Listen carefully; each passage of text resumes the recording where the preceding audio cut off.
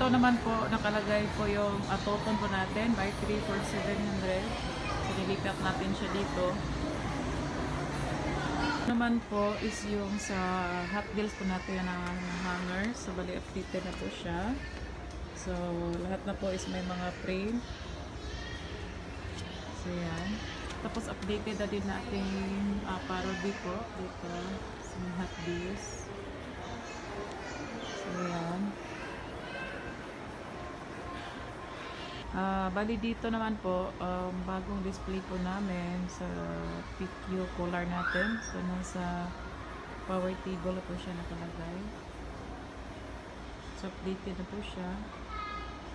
Nakalagay sa bargain box po namin. So yun pong dry fit premium 130 or 2 for 250. So updated na po siya. Tapos dito po nakalagay po yung product information kiosk po namin sa bandang may cashier po. Dito sa ato, special polo po natin. So napalitan na po namin ng yellow gold sa taas, tapos pati dito sa emboss sa baba. Tapos yung sa mga hanger is kompleto na din siya. So yan po, updated po siya. Sa customer visit po namin, so 9 po yung napuntahan, 5 po yung natawagan. Bali ang possible na bibili po or na-convert na into sales po is itong 3 po.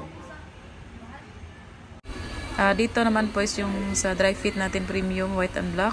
Tapos dito is yung mga color natin na dry fit round neck, dry fit collar, premium collar.